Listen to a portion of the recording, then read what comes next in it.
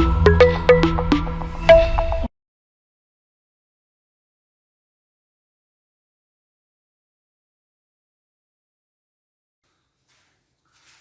वालेकुम। कैसे हैं बच्चे आप लोग? होपफुली अच्छे से होंगे। आज हम स्टार्ट कर रहे हैं first year physics chapter 1 measurement की एक्सरसाइज। बच्चे पहला क्वेश्चन है हमारे पास, नेम सेवरल रिपीटिव फिनोमेना। बच्चे आप क्या करिए, नाम बताइए। सेवरल बहुत सारे, रिपीटिव जो बार बार रिपीट हो रहे हो, क्या चीज़ सर? फिनोमेनास। बच्चे फिनोमेना कहते हैं कुदरती नेचुरली या कुदरती तौर पे होने वाला कोई भी इवेंट या वाक़या। तो नेचुरली जितने भी इवेंट्स हो रहे हैं जो रिपीटिव हैं, जो बार बार हो रहे हैं, इज इट क्लियर? आप उनके नाम बताइए, कहाँ पे हो रहे हैं? अक्रिंग इन नेचर, हमारे इस नेचर के लिए, हमारे इर्द गिर्द। ठीक, which could serve as reasonable time standard. हाँ, और वो अपने वक्त पे आते हों और अपने वक्त पे जाते हों। तो बच्चे क्वेश्चन तो आपको समझ आ गया होगा होपफुली। मैं दोबारा आपसे कह रहा हूँ, क्वेश्चन क्या कह रहा है बुक वाला, आथर हमसे क्या कह रहा है कि भाई ऐसे मुझको फिनोमेनास बताइए, ऐसे मुझे नेचुरल इवेंट्स बताइए जो क्या हो, रिपीटिव हो, बार बार आ रहे हों। ठीक है भाई, और वो कह रहा है कि एक खास टाइम स्टैंडर्ड होना चाहिए उनका, एक रीजनेबल टाइम स्टैंडर्ड होना चाहिए। ये नहीं कि जब उनका दिल चाहा तो वो आ जाएंगे, नहीं, बल्कि एक खास वक्त पे आएंगे और एक खास वक्त पे जाएंगे। अच्छा, होने भी क्या चाहिए? नेचुरल चाहिए। ठीक है, कोई मैन मेड, कोई हमारा कोई इवेंट नहीं होना चाहिए, बल्कि वो नेचुरल फिनोमेना होना चाहिए। तो ठीक है भी, हम आपको बता देते हैं। अब फॉर एग्जाम्पल नेचुरल फिनोमेना तो बारिश भी होती है, लेकिन बारिश बच्चे देखिए रिपीटिव तो है, बार बार होती है। देखिए नेचुरल फिनोमेना हमने मान लिया, लेकिन प्रॉब्लम ये है कि उसका कोई टाइम स्टैंडर्ड नहीं है। तो हमें टाइम स्टैंडर्ड को भी अपने माइंड में रखना है। सो देखिए, हमने कहा कि summer, winter, spring and autumn serve as a reasonable time standard. जी हाँ, हमने कहा जितने भी मौसम है, सर्दियां हैं, गर्मियां हैं, मौसम बहार है, मौसम खिज़ां है, ये सारे मौसम जो हैं ये अपने वक्त पे आते हैं और अपने वक्त पे जाते हैं। ठीक है, इनके एक टाइम स्टैंडर्ड है बेटा, ये रिपीटिव हैं, ये बार बार रिपीट होते हैं। ऐसा नहीं होता कि ये रिपीट भी ना हो रहे हो। अच्छा, ये तीसरा है भी क्या? नेचुरल है, ये कुदरती तौर पे है, ये हमारे हाथ में बिल्कुल भी नहीं है। तो बात तो तुमको समझ आ रही होगी बच्चे। तो देखिए, हमने कहा कि ये चारों जो मौसम हैं ये अपने वक्त पे आते हैं, वक्त पे जाते हैं, बार बार रिपीट हो रहे हैं। और तीसरा क्या है? ये नेचुरल भी हैं। कभी ऐसा नहीं हुआ कि सर्दियों के बाद फिर सर्दियां ही आ गई हों, गर्मियों के बाद फिर गर्मियां ही आ गई, नहीं, कभी भी ऐसा नहीं हुआ। हर मौसम अपने वक्त पे आ रहा है। Is it clear? जी सर। अच्छा, दूसरा देखिए, सनराइज एंड सनसेट। कभी ऐसा नहीं हुआ कि जो, या बल्कि हाँ देखिए, सनराइज एंड सूरज जो गुरूब होता है और सूरज जो निकलता है, ये हमेशा अपने वक्त पे आते हैं। सर्दियों में भी इनका एक खास टाइम होता है, गर्मियों में भी एक खास टाइम होता है। तो कभी ऐसा नहीं हुआ कि भी सूरज ने कहा चलो आज तो मैं आधा घंटा पहले निकल जाता हूँ या 1 घंटा में चलो लेट जाता हूँ, ऐसा कभी भी नहीं हुआ। ये नेचुरल फिनोमेना है, हमने तो कोई रस्सी नहीं डाली हुई सूरज को, बल्कि जो भी है नेचुरली हो रहा है। तो बात को समझिए बच्चे, नेचुरल फिनोमेना है सनराइज एंड सनसेट, सूरज का निकलना और सूरज का ग़ुरूब होना।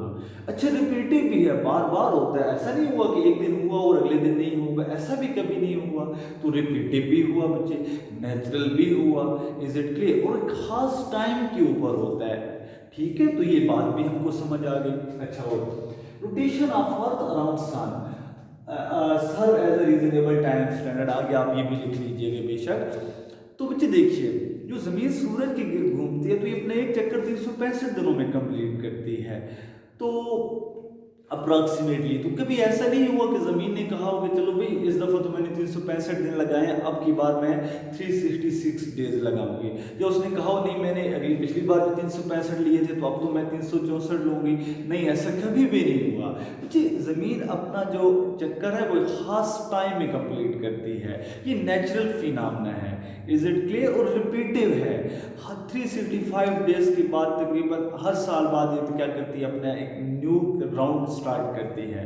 सो इसी तरह मुझे रोटेशन ऑफ मून अराउंड अर्थ, जो चांद जमीन के गिर्द घूम रहा है, ये भी नेचुरल फिनोमेना है। है। अच्छा, खास वक्त के अंदर चांद अपना क्या करता है, रोटेशन कंप्लीट करता है, और टाइम स्टैंडर्ड भी है और नेचुरल भी है। Is it clear? ये भी अपने माइंड में अच्छे से रखिए। चेंज ऑफ शेडो, अगर मुझे सूरज इधर से निकला है तो मेरा साया इधर बनेगा, अगर सूरज उधर से निकला है या सपोज सूरज उधर चला गया है तो मेरा साया इधर शिफ्ट हो जाएगा, और अगर मेरे वो सर पे होगा तो हो सकता है मेरा साया ना बन रहा हो।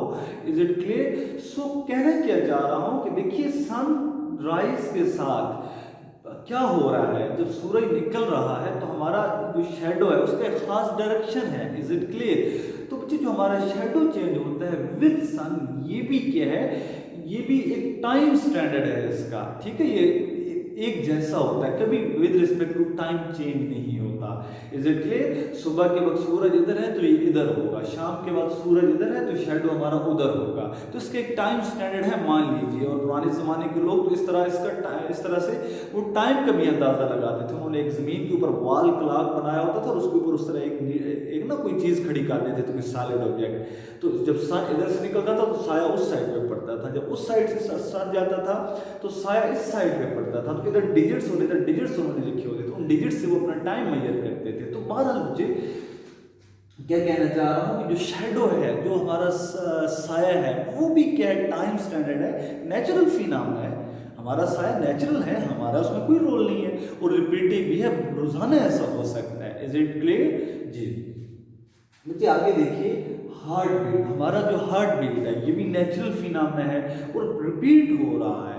और बच्चे, हर जो बीट है उसके बाद अगला बीट एक खास टाइम के बाद हो रहा है। तो ये जितनी भी फिनोमेना हैं मुझे ये सारे नोट कीजिएगा और अच्छे से इनको याद कीजिएगा, होपफुली समझ आ गए होंगे। आगे चलते हैं। मुझे give the drawback to use, क्या है वो कह रहे हैं कि आप गिव बताइए, ड्रॉबैक खामियां बताइए, गलतियां बताइए, वो नुक्स बताइए। कौन से भाई आपको बताएं? To use the period of pendulum, जब आप पीरियड ऑफ पेंडुलम लेते हैं। भाई पेंडुलम क्या होता है, पहले तो हमको ये बताओ बच्चे। अगर हम एक फिक्स पोर्ट लेते हैं और उस फिक्स पोर्ट के साथ एक धागा या एक थ्रेड अटैच करते हैं और उसके एक एंड पे एक मैश दे देते हैं, तो ये हमारे पास क्या है, पेंडुलम है। Is it clear? ये बात याद रखिएगा। हमने जिस तरह पार्क में जाए तो बच्चों का झूला लगा होता है, तो उसका एक एंड ऊपर क्या होता है, फिक्स होता है ना, वो फिक्स हुक के साथ, और नीचे वो बच्चे छोटे उनको वहां बिठाता है। तो बहरहाल बच्चे बात को समझिए, वो कह रहे हैं ड्रॉबैक बताइए। किसके ड्रॉबैक बताएं? पीरियड ऑफ पेंडुलम के। जो हम पेंडुलम होता है, ये पेंडुलम है, ठीक है, इसको सिंपल पेंडुलम कहा जाता है। इसके ड्रॉबैक बताएं। कौन से हम इसके ड्रॉबैक बताएं आपको? वो कह रहा है एज ए टाइम स्टैंडर्ड। इसको हम एज ए टाइम स्टैंडर्ड क्यों नहीं लेते? क्या बात है जी, देखो बात को समझो। देखिए, अगर मैं इसको यहाँ एक खास लेंथ लेता हूँ, जितनी भी मैं लेंथ लेता हूँ, सपोज 1 मीटर ले लेता हूँ या 2 मीटर लेता हूँ, जितनी भी मैं लेंथ लेता हूँ, और एक मैश लेता हूँ जो मैंने इसके साथ अटैच किया, सपोज जितना भी है, 100 ग्राम है, 200 ग्राम है, जितना भी है। अब जो उसको मैं यहाँ आके छोड़ूंगा इस जगह पे, तो जब मैं इसको छोड़ूंगा तो इधर आएगा, फिर वापस जाएगा, तो वापस एक वाइब्रेशन को कंप्लीट करने के लिए कुछ खास टाइम लेगा, जिसको हम क्या बोलते हैं, टाइम पीरियड। तो अब ये टाइम पीरियड मैंने यहाँ एक्सपेरिमेंट किया तो मेरा कुछ टाइम पीरियड तो आएगा। यही एक्सपेरिमेंट इसी लेंथ के साथ, इसी मैश के साथ कोई और बंदा करता है किसी और जगह, सपोज वो करता है अमेरिका के अंदर, उसका भी तो टाइम पीरियड यही आना चाहिए, क्योंकि अपरेटस भी वही है, मैश भी वही है, लेंथ भी वही है, सब कुछ वही है। और एक और आदमी यही काम दुनिया के किसी और कोने में करता है। क्लियर? तो अब हम ये सोच रहे हैं कि सबका टाइम पीरियड तो सेम आना चाहिए, और अगर टाइम पीरियड सेम है एक वाइब्रेशन को कंप्लीट करने के लिए, दो को कंप्लीट करने के लिए, तो इसको हम क्यों ना स्टैंडर्ड मान लें कि भाई इतनी वाइब्रेशंस के लिए जो टाइम होगा वो 1 सेकेंड होगा, इतनी वाइब्रेशंस का जो टाइम होगा उसको हम 1 मिनट मानेंगे। तो हम क्यों नहीं इसको स्टैंडर्ड मानते? क्या खामी है इसमें, क्या वजह है? हमने अगर आज टाइम को स्टैंडर्ड माना है, सेकंड को या मिनट को या घंटे को स्टैंडर्ड माना है, तो उसके पीछे कोई रीजन भी है। लाइट ईयर की बेसिस पे या मैस को हमने किलोग्राम माना, तो उसके पीछे भी इरिडियम और प्लाटिनियम के कुछ मैसेज को हमने स्टैंडर्ड माना हुआ है, उनकी बेसिस पे हमने ये स्टैंडर्ड बनाया। तो वो कह रहे हैं कि वो तुमने जो टाइम का सेकंड लिया, मिनट लिया, घंटा लिया, उनको तुमने जो स्टैंडर्ड माना है, इसकी बेस पे क्यों नहीं माना भाई? एज ए जब सिंपल पेंडुलम को तुम यूज करते हो, इसको तुम क्यों नहीं एज ए स्टैंडर्ड मान रहे? क्लियर? मैं दोबारा रिपीट कर दूं, गिव द ड्रॉबैक, आप ड्रॉबैक बताइए किसके? To use the period of pendulum, इस पेंडुलम के एज अ टाइम स्टैंडर्ड। इसको हम टाइम स्टैंडर्ड क्यों नहीं यूज करते? तो बच्चे पहला प्रॉब्लम ये है, time period of simple pendulum का ये फार्मूला होता है। पहला प्रॉब्लम ये है कि लेंथ चेंज होगी तो टाइम पीरियड चेंज होगा, और लेंथ हर जगह क्या हो सकती है? चेंज हो सकती है। वो कैसे सर? बच्चे देखिए, जब गर्मियां होती हैं तो लेंथ ज्यादा हो जाती है, थ्रेड बड़ा हो सकता है। अब कुछ इलाके ऐसे हैं दुनिया के अंदर, वहां पे तो इतनी ज्यादा गर्मी होती है, बहुत ज्यादा, तो वहां तो लेंथ ज्यादा हो सकती है। कुछ इलाके बहुत ठंडे होते हैं, वहां सर्दी बहुत ज्यादा होती है, तो वहां सर्दियों में लेंथ कम हो सकती है। तो लेंथ चेंज हो जाती है विद रिस्पेक्ट टू टेम्परेचर या with respect to weather. Is it clear? तो ये मेन प्रॉब्लम है, जब हर जगह लेंथ चेंज हो जाएगी तो फिर टाइम पीरियड भी क्या हो जाएगा? चेंज हो जाएगा। तो एक तो ये रीजन है कि हमने इसको स्टैंडर्ड नहीं माना, फर्स्ट है। दूसरा मैंने यहाँ पे लिख भी दिया है, following are drawbacks to use period of pendulum as a time standard. कौन सा? इंक्रीज और decrease of length will change time period. जो मौसम की वजह से, वेदर की वजह से, बच्चे गर्मियों और सर्दियों की वजह से जो लेंथ चेंज हो जाती है उससे टाइम पीरियड चेंज हो जाता है, फर्स्ट। सेकंड, इंक्रीज और decrease of gravity will change time period. जी हाँ, ग्रेविटी हर जगह पे डिफरेंट है with respect to different place. जो आप ऊपर जाते हैं तो ग्रेविटी की वैल्यू क्या हो जाती है? कम या ज्यादा, वैल्यू क्या हो रही होती है? कम हो रही होती है।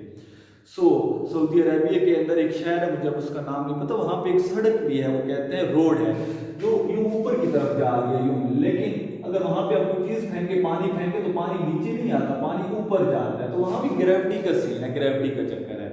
बहरहाल मुझे ये तो वैसे मैंने आपसे एक बात शेयर कर दी, बताना क्या चाह रहा हूँ कि ग्रेविटी हर जगह पे चेंज है दुनिया में। हमारी जमीन के ऊपर बहुत सारी ऐसी जगह हैं जहां पे आप मार्कर फेंकेंगे तो ये गिरेगा नहीं, वापस आपके पास आ जाएगा। वहां ग्रेविटी नहीं है, मार्कर नीचे ही नहीं जा रहा। मतलब मरी के माउंटेन्स पे आप एक मेजरमेंट करते हैं तो वहां शायद जी की वैल्यू कुछ और हो, यहाँ नीचे हम खड़े हैं तो जी की वैल्यू कुछ और है। शायद माउंट एवरेस्ट पे आप खड़े हैं तो वहां जी की वैल्यू कुछ और है। तो क्या है बच्चे, जी की value with respect to place क्या हो जाती है? चेंज हो जाती है। तो इसकी वजह से जब जी की वैल्यू चेंज होगी तो टाइम पीरियड के ऊपर भी क्या होगा? इफेक्ट होगा।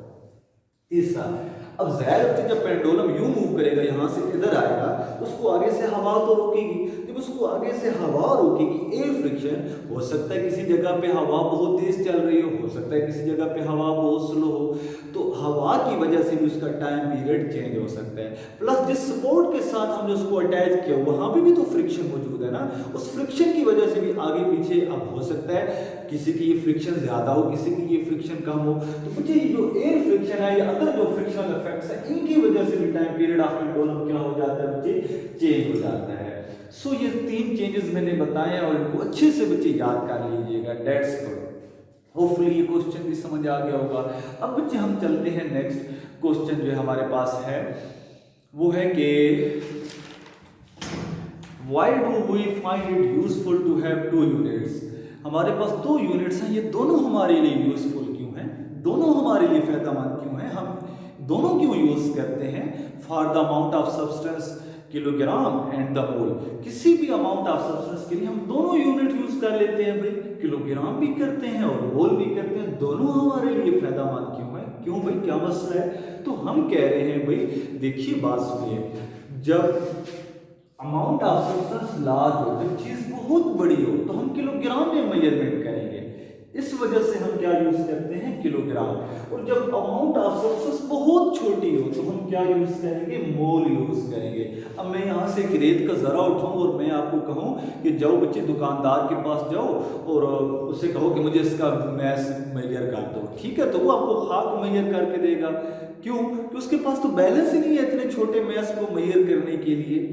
तो कहना ये चाह रहा हूँ कि मुझे छोटी चीज़ों के लिए छोटे इंस्ट्रूमेंट्स हैं, छोटे यूनिट्स हैं, और बड़ी चीज़ों के लिए बड़े यूनिट्स हैं। Is it clear? तो बड़ी जो अमाउंट ऑफ सब्सटेंस है उनको जब हम मेजर करते हैं तो हम किलोग्राम यूज करते हैं। जब छोटे पार्टिकल्स की बात होती है, एटम्स की बात होती है, नंबर ऑफ एटम्स की बात होती है, तो हम क्या यूज करते हैं? मोल यूज करते हैं। यहाँ तक बात समझ आ गई जी? आगे देखिए,